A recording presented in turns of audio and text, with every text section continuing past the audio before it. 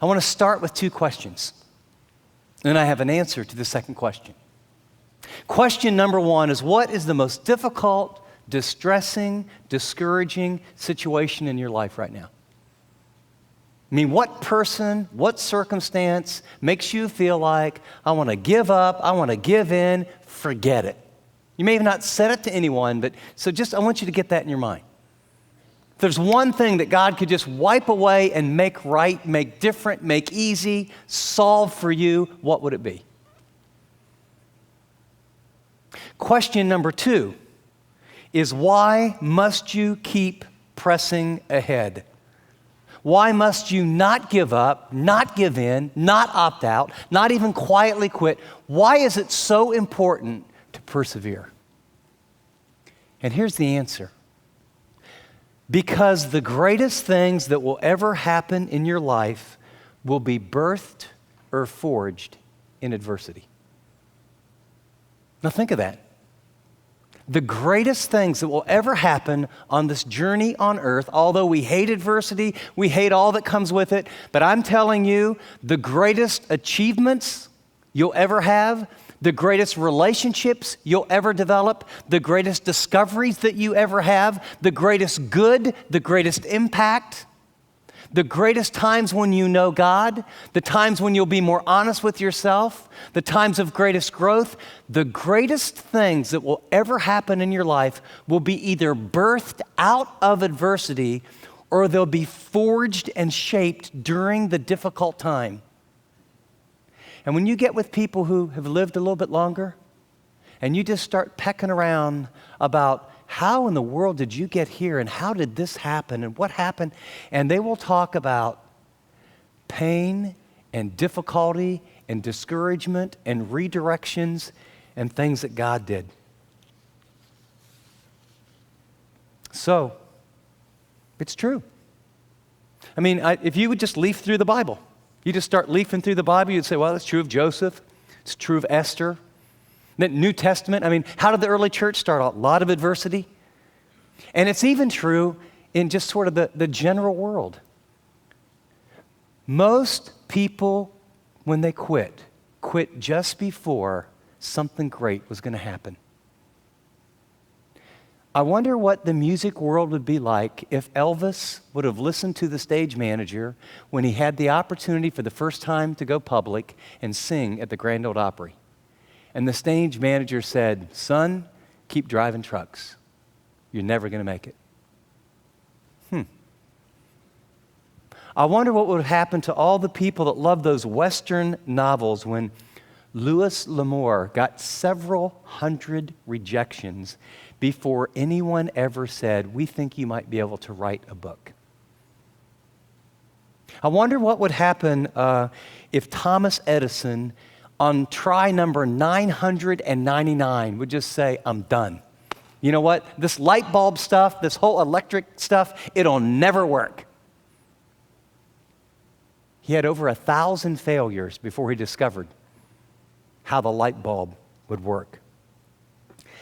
And then I think of where the basketball world would be, or Michael Jordan, if he would have said, they cut me from my high school team. I guess I'm not very good at this. So here's what I want you to see. What are you just on the other side of? What are you going through right now that God is saying, don't bail out, don't opt out, don't quietly quit. You need to persevere.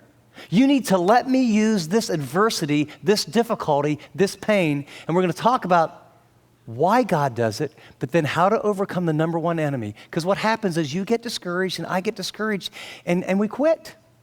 And sometimes we act like we're doing it on the outside, but we quit on the inside. And so the very thing that God wanted to do doesn't happen.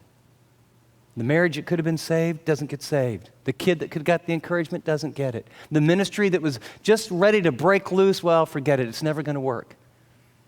The person who said, this time I'm going to make it. I'm going to break this addiction.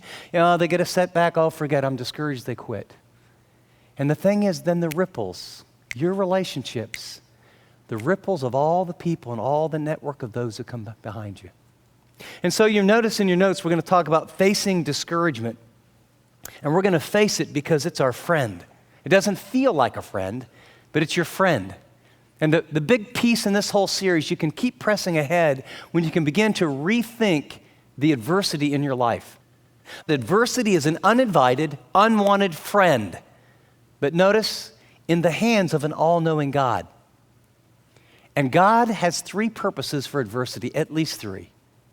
First, to wean us from our self-dependency and pride. To usher us, second, into a deeper intimacy with Jesus. And third, to redirect our paths. It's during hard times you realize, that's not the right person. That's not the right decision. That's not the right job. To redirect our paths for our greatest good and His greatest glory. Let me tell you why God brings adversity in your life. Number one, you need to remember it's normal. Number two, it's expected. Peter would say to people persecuted, just expect it. It's a fiery trial. God will use it for good. He's going to use it to test you. Third, it's purposeful. This doesn't get wasted unless you bail out. He is going to make you and do things in you and through you. It could never happen apart from what you're going through. Number four, it's powerful. Something happens inside of people. They get established. They get strong. There's character. There's confidence. There's a skill set. There's capacity of what happens when people go through hard things. And finally, it's temporary, right? It's not going to last forever. Here's what you need to understand. If you don't get thinking clearly about adversity and what God says, man, I will tell you, you will spend your whole life trying to avoid it. You'll try to manipulate. You'll try to maneuver. God has the adversity or the difficulty or the problem or the circumstance in your life because He knows you perfectly and He's all wise and He's good and He wants to use it in ways to grow you deep, to give you good, to strengthen your relationships, to draw you closer to Him, and then both use you in ways in the future to help other people you never could if you went through it. Now, with that said, bottom of your notes, God has a promise for you. And it's a promise we don't like. It's one of those promises. Here's God's will for you. Are you ready? Sometimes, what's God's will? If I just knew God's will. It's so difficult. It's hard. God, show me your will. Here's God's will. You have need of endurance. Hupomeno. So that once you've done the will of God, you don't bail out. You don't give in. It's a great attitude. I'm trusting. It's by faith. It's hard. I don't like it. I'm honest with God. But so that once you've done the will of God, you might receive that which was promised. There's a rich, rich reward. But the will of God for all of us going through adversity, whether it's in your marriage, whether it's in your singleness, whether it's in your job, whether it's your lack of job, whether it's a personal issue, whether it's a personality problem, the will of God is don't give up. Persevere. Trust me. And He promises as you trust Him, He'll do in you and through you His perfect plan and purpose. And what we're going to do is we're going to follow Nehemiah as he blazes the trail. And in chapter 4, he's going to face discouragement. If you don't know the story of Nehemiah, pick it up in chapter 1. And what you find is a man who's the right-hand man of the king. There wasn't leadership. People weren't worshiping God. I mean, it's a complete mess. But he's in a position of power next to the king. He begins to pray. God puts a dream on his heart. He recruits a team. He takes a radical step of faith. He comes up with a plan. And the king says, I'll tell you what, here's some money. Here's some timber. Here's some people. You can go back to Jerusalem. He was living in Persia at the time, the world rulers. You can go back and get that thing going. And so the people are motivated, and the agenda was to rebuild this wall around Jerusalem, this huge wall. And as we pick up the story, they're not quite half done. Nehemiah chapter 4. Open your Bibles if you will, and let's pick it up together. First 3 verses, when Sanballat heard that we were rebuilding the wall, he became angry. By the way, he will be one of the bad guys in the story. And he was greatly incensed. He ridiculed the Jews, and in the presence of his associates and in the army of Samaria, he said, what are those feeble Jews doing? Will they restore the wall? Will they offer sacrifices? Will they finish in a day? Can they bring the stones back to life from those heaps of rubble, burned as they are? Tobiah, the Ammonite, who was by his side, said, what they're building, if even a fox climbed on it, it would break down their wall of stones. Here's the point I want you to get. God-ordained steps of faith are almost always followed by significant opposition and adversity. The hardest thing to get, because we just have this unconscious idea that if I do what God wants me to do, we went to marriage counseling. I'm starting to read my Bible. I set some boundaries for one of my kids. I went to an AA meeting or a Celebrate Recovery. I'm taking these steps. And then instead of things getting better, they get worse. It gets harder. It's more difficult. You go, what, God, what's the deal? I mean, you prompted me. You brought people into my life. I'm trying to do what you said. Get this clear. When you take steps to follow God, it will almost always get far worse before it gets better. Because you're going to make a difference. You're going to make a difference in you. You're going to make a difference in your family. You'll make a difference in your relationships. You'll make a difference in the world. And every time you do, then there's going to be opposition. Notice what the opposition here. Attack number one, words that cause us to question our worth, our work, and our probability of success. The words were criticism, right? Ridicule. Yeah, look at the text. It's really interesting. Notice, what are these feeble Jews doing? What's he saying? You're inadequate. You're not strong enough. You're not smart enough. You don't have the capability. Why are you trying to do this? You don't measure up. You don't have it. How many of you have that ringing in your mind? You'll never amount to anything. You'll never make it here. This isn't going to work. It's the attack on your worth. And so the criticism. And it's not only the attack on who they are, but notice he goes on to say, will they, can they? I mean, it's only 3 verses. And so what are they doing? They're saying they can't do it, but then they attack their work. You know, if a fox would get on what they've built, it would just fall down. Who you are doesn't measure up. What you're doing is not worth anything. And so what's the thing? The probability of success. If I'm sitting and listening to this, I'm thinking, you know, when Nehemiah said this, it sounded like such a good idea, and I was, yeah, rah, let's go for it. You know what? These guys are kind of right. I mean, who are we to do this? This isn't going to work. Look how high this thing is. Look how big. We've been to 3 counseling sessions, and we argue more now than we did before. I put in 433 resumes. I still don't have a job. Forget it. You know, I did what they said. I called every time I was ready to, then nobody knows. And boy, last night I just got off the wagon. I guess I'll always be stuck. This is how it works. And sometimes those voices of criticism, sometimes they come from out there, but a lot of times they come right in here. You're just driving in your car. And you ever heard this? You're never going to amount to anything. You don't think you can really quit. Your son's never going to change. Give it up. Hey, you know what? This job's a dead end. Why do you keep? And you can get up and perfunctorily go through the motions, but your heart can get turned off, and you're no longer trusting God. You're no longer walking with God. You're no longer believing the promise that God can see you through this. So that's the first attack. Notice Nehemiah's response in verses 4 through 6. Hear us, O our God, for we're despised. Turn their insults back on their own heads. Give them over as plunder in a land of captivity. Do not cover up their guilt or blot out their sins from your sight, for they have thrown insults in the face of the builders. Literally, they've demoralized them. So what's he do? First thing he does, he prays. And notice, part of us, we've got some really bad orientations toward, you hear the word prayer. I think some of us think prayers, now I lay me down to sleep, These aren't now I lay me down to sleep prayers. Do you feel the emotion in this one? Do you feel the passion? Do you feel the fight? Oh God, what's going on here? So often we feel ashamed to do that or afraid to do that or like God can't handle it or I shouldn't talk to him that way. Nehemiah is saying, I'm on a mission from you. I've got something you've called me to do, and then I'm getting ripped up. And I'm starting to have these feelings and these thoughts and these people around me thinking we're inadequate and we can't make it and what we're doing isn't worth anything. And I can hear him. Nehemiah's thinking, I hear the buzz. As I'm getting my stuff over here and I hear this, hey Bobby, what, you think it's going to make? Nah, I don't think we're going to do it. I don't think it's going to work. I think Nehemiah's crazy to tell you the truth. And do you hear that other stuff? And so he says, God, I want you to intervene. You praying any of those kind of prayers? You stepping up and saying, the God of the universe who called me to do this, it is his will for this marriage to work. It is his will for this child to turn around. It is his will to be a light at that company. It is his will for you to make a difference. It's his will for you to be pure and free.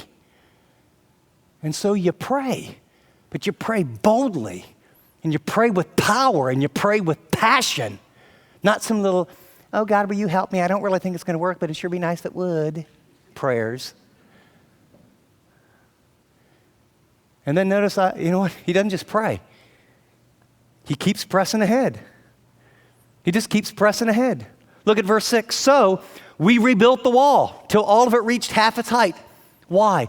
For the people worked with all their heart. Well, what's he saying? It was really hard. They were demoralized. We asked God for help. And why we're asking him for help? We didn't sit around and have a pity party. We got after it. We just keep pressing ahead. And God worked. In fact, he worked in a very, very powerful way. The first attacks are with words, and they attack our worth and our work and sort of our faith of believing what's going to happen. The second most formidable attack when you're a Christ follower and you are fulfilling what God wants you to do is discouragement.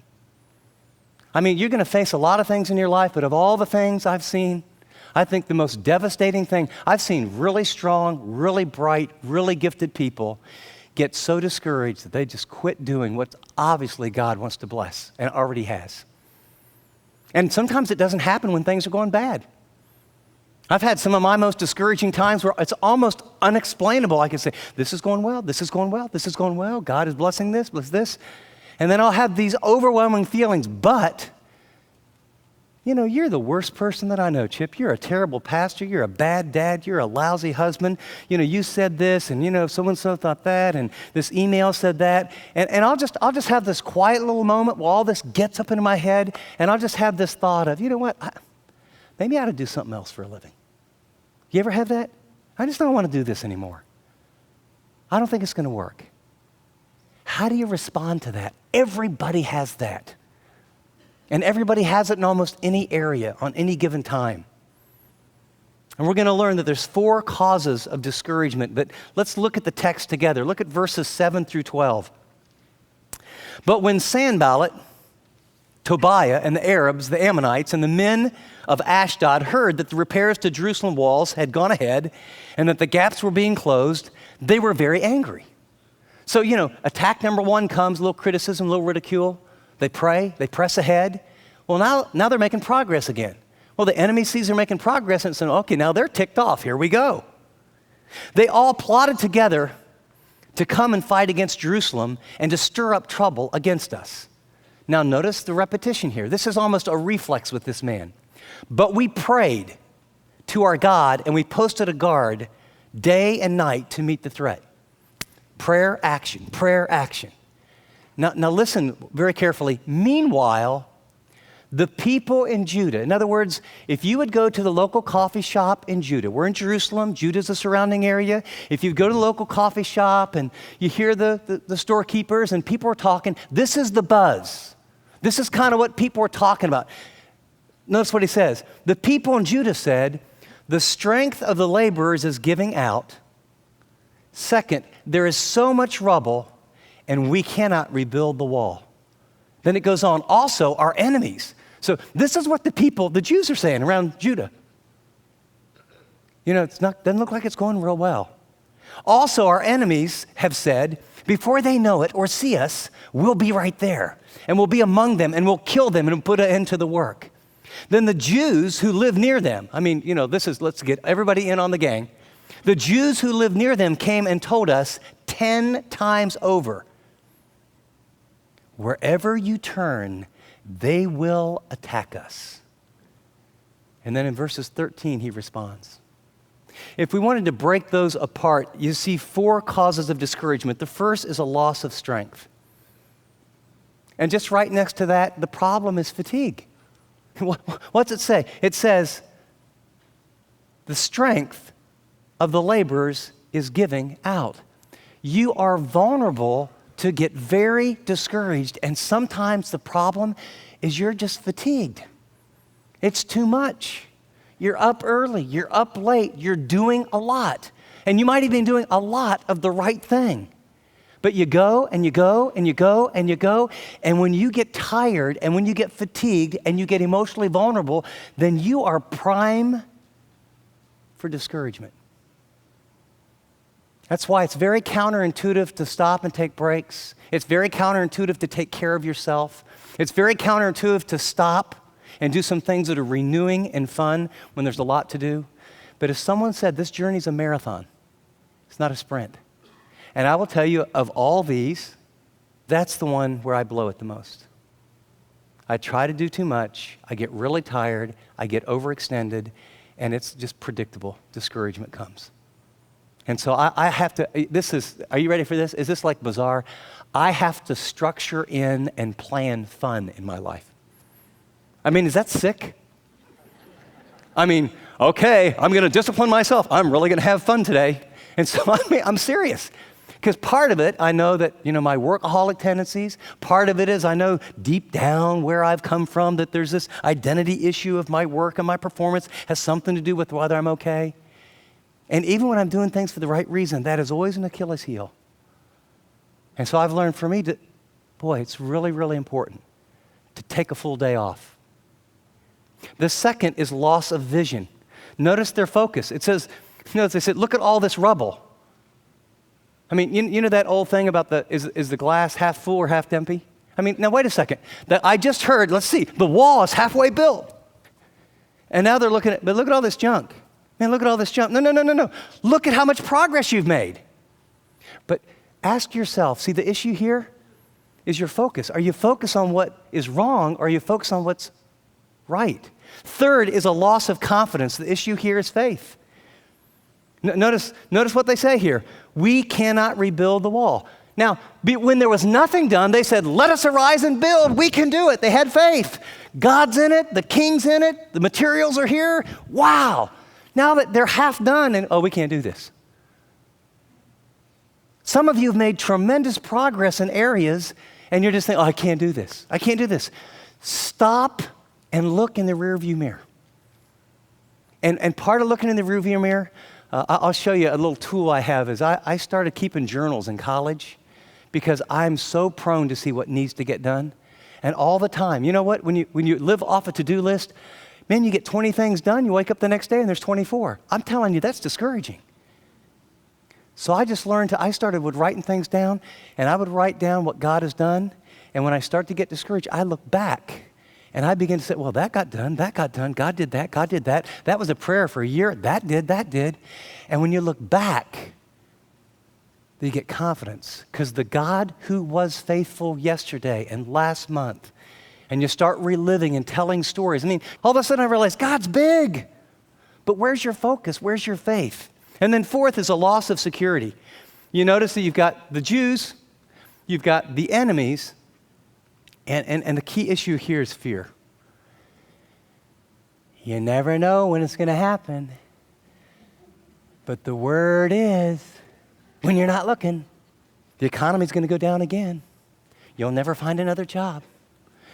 Your wife's going to leave you because you can't provide. Your kids are going to hate you and think you're a nobody. This will never, right? Fear. What if? What about? What if? What about? If so, what? And fear is always projecting into the future. And hypothetical grace does not exist. God is not in tomorrow. Every need. Sometimes I've had times in my life where we've had absolutely no money, and all we had was a roof and some food to eat for a couple days. And I had to go back to, what did God promise? A roof, protection, and food for the day. Biblically, if you have food for tomorrow, you're rich. And all of a sudden, we get our today gets completely ruined because My 401k wasn't what it was supposed to, and I had this plan. I was going to retire it this year, and I can't retire it this year, and I might have to work and have like 6 or 8 or 10 more years of productivity and life and joy, and I certainly don't want to do that because I've been brainwashed to think that when you get 60-something, I deserve a break today, just like the McDonald's kids, and so I want to have a break today, and I don't want to keep working, and I might have to work longer, and I had all that money saved up. It was just on paper, it was just on numbers, and when the numbers came in, it made me very happy, and when they went down, it made me very, very sad. Of course, my security's in Jesus and not in money. Of course not, except for when all the money goes, Jesus doesn't seem very big, and right? Loss of strength, loss of vision, loss of confidence, loss of security. Okay, Nehemiah, help us. Blaze the trail, brother, because we need help. Therefore, I stationed some of the people behind the lowest points of the wall at the exposed places, posting them by families. So, okay, where are we vulnerable? Get people there, get them with people that they are really going to give their lives for, with swords and spears and bows. Evaluation. After I looked things over, I stood up and I said to the nobles and to the officials and to the rest of the people, don't be afraid of them. Why? Remember the Lord who is great and awesome. Where's your focus? Where's your faith? Let's see now. He spoke and the entire universe came into existence, but he couldn't protect you, right? He spoke and the world came into existence, but he can't meet the need that you're wrestling with. No. He's awesome. And then action. Fight for your brothers and your sons, your daughters and your wives and your homes. There's a lot at stake. No time for a pity party. Step up. I mean, this is like the greatest coach in the world spiritually calling the team together and saying, okay, action plan. Here's where we're vulnerable. Here, and here. You guys get there. Let's get in teams. Let's get in families. When our enemies heard that we were aware of their plot and that God had frustrated it, we all returned to the wall, each to his own work. Did you notice this guy just won't quit? He just keeps pressing ahead. He just won't quit. He won't get distracted. He won't get detracted.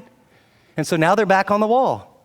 From that day on, half of my men did the work while the other half were equipped with spears and shields and bows and armor. The officers posted themselves behind the people of Judah who were building the wall. Those who carried the materials did the work with one hand and held a weapon with the other. And each of the builders wore his sword at his side as he worked. But the man who sounded the trumpet stayed by me.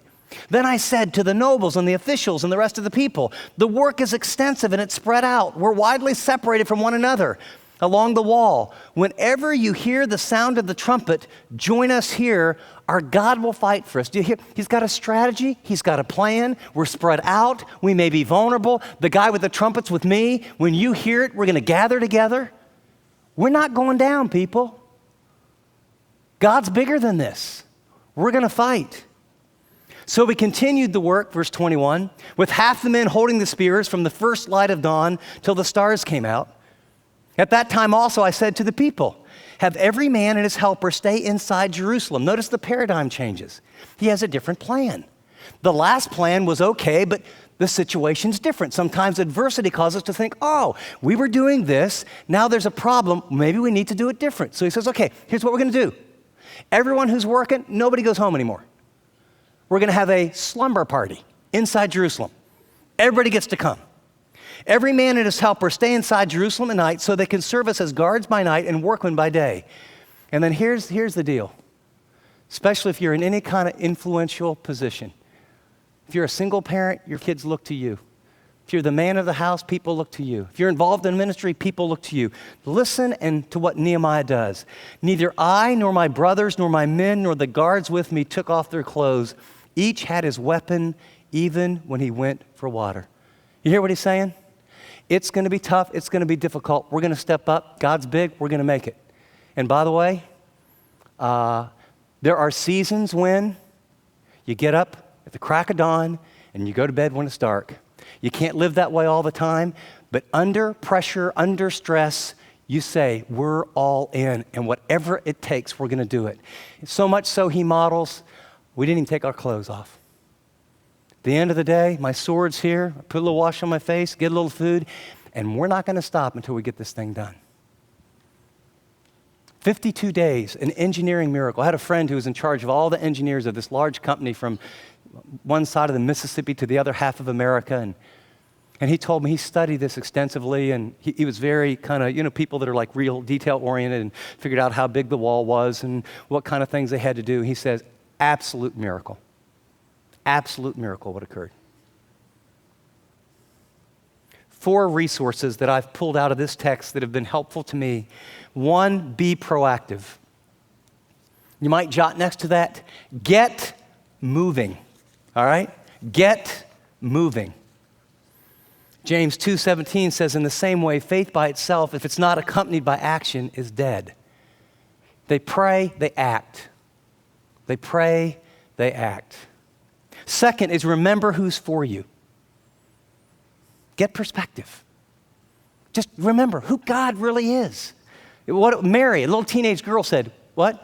When the angel's speaking to her, with God, nothing is impossible, Luke 1:37. I mean, let that sink in, okay? Don't just write, oh yeah, I got to get that down on my notes. Get it in your heart. With God, nothing's impossible that you're facing right now. Do you believe it or not? Are you come to him saying, God, this is impossible. Will you intervene? I'll do whatever. Will you intervene? He'll show up. 1, be proactive, remember who God is, then fight, and then the next 2 words are hard. Fight. This is when you face discouragement, we cave. We start feeling like, I'm a victim, why, poor, me. And it's death. It's like the gray mist of discouragement comes in and you start asking those questions and it just turns dark and black. And you got to fight. Paul said, I've fought the good fight, I've finished the race, I've kept the faith. Now there's stored up for me the crown of righteousness, which the Lord, the righteous judge, will award to me on that day. Not only me, but all those who've longed for his appearing. The reason he fought was perspective. I'm hanging tough, I'm hanging in, I'm not going to opt out. I know that, you know what? There is a reward for me. Jesus is going to be enough. And I bet if we interviewed the Apostle Paul in prison half that time, how's this going to work out, Paul? I think he'd say, I don't have a clue. I think if you said, Paul, do you ever get discouraged? He'd look at you like, duh. Are you kidding me? Well, so are you going to give up? Duh, no way. There was something, a fiber, and part of the capacity of the Apostle Paul was forged and formed and birthed because of what he went through. And you are now the proud possessor of 13 books because his adversity kept him in prison most of the time. And his life. Here's a guy who writes about joy to a Philippian church while he's in chains. Finally, never fight alone. Get connected. Get connected. Hebrews 3:13. Encourage one another day after day, as long as it's still called today, lest any one of you be hardened by the deceitfulness of sin. If you just want 2 words to get you focused, okay, discouragement's coming on. Number 1, get moving. Number 2, get perspective. Number 3, get mad. Fight. You got to get mad. Because if you don't get mad, you'll feel sorry for yourself. I'm not going to let this happen. I'm not going to let this attitude happen. I'm not going to let this loss of a job make me feel like I'm not a man, not a woman. I'm not going to allow this person who said those things determine my future. I'm not, just because they said I can't get in that school, there's a lot of schools. I'll tell you what, fight. And part of it, you need to get mad and say, this is who I am. God, are you for me? Give me strength. Give me direction. And then the last one is you get connected. Before I go over there, I just want to read this quote because this quote for me is just, in a mysterious way, our troubles allow us to discover and develop reservoirs of strength and perseverance that most of us don't realize we have. When we lean on the Lord, he actually uses our struggles to expand our ability to deal with them. It's a process that leads us to greater hope and deeper faith. In terms of being proactive, as soon as I feel discouragement coming on, here's a few things practical. 1, write a note to someone.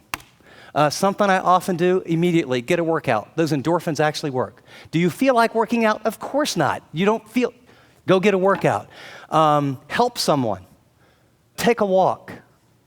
Make a phone call. Sing. But you have to do something to move you in the right direction. Something sometimes too, are you ready? Like have some fun. It doesn't feel very spiritual. When you're discouraged, have some fun. Whatever makes fun for you. I mean, limited, moral, right, good things that make fun, you got. But do something, because a lot of times you're right on that edge. Another thing I do is I'll put on worship music and I'll just stick my headphones on and find some place, and I don't feel like singing, but I just sing. The second thing there is remember who God is. These are journals. I probably have 50 or 80 of them, I don't know. But what I'll do is I need to remember who God is. Psalm 103 says, do not forget the works of the Lord. When you remember his works, it will cause you to remember his worth.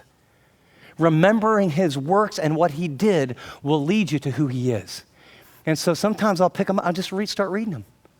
And I'll think, oh, wow, that's right, I forgot my son was in ICU back then. And boy, we were really having big struggles in our marriage back then. And I'll just start reading them. Another thing I do is I'll pick up a classic book, J.I. Packard, Knowing God. And you can almost open it anywhere. Or in my briefcase, I always keep A.W. Tozer. And I just start reading about the goodness of God or the sovereignty of God or the omniscience of God. What I know is I got to remember who God is. Or I'll take my little thing, Ken Boa has a little thing called Handbook to Prayer. And in it, he just prays scripture prayer back to God. And I often start with, God, I don't really feel like doing this. And I do it out loud.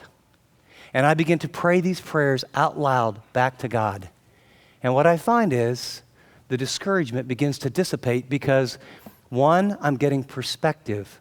Two, I'm getting renewed instead of being fatigued. And then fight.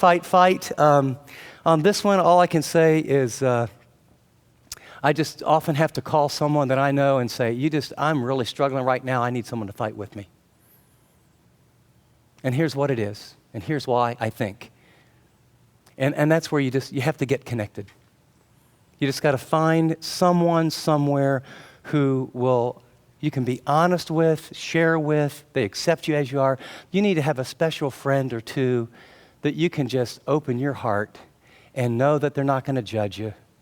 Because the enemy wants to keep your discouragement or what you're discouraged about or this secret that you have as this thing and bombard you forever and ever and ever and make you feel like you don't measure up, you'll never change, nothing's ever going to happen. God, we long to obey what you've said. We want to be proactive. We want to remember who you are. We need this fire that you can put inside of us where we will fight instead of faint. And Lord, we need one another. And so in the name of the one who spoke and the world came into existence, and in the name of the one who holds all things together by the word of his power, and in the name of the one who died for our sin and rose from the dead, and in the name of the one who caused your spirit to dwell inside of us as down payment for our own salvation, I ask you to bring breakthroughs in people's lives and healing and hope in Jesus' name.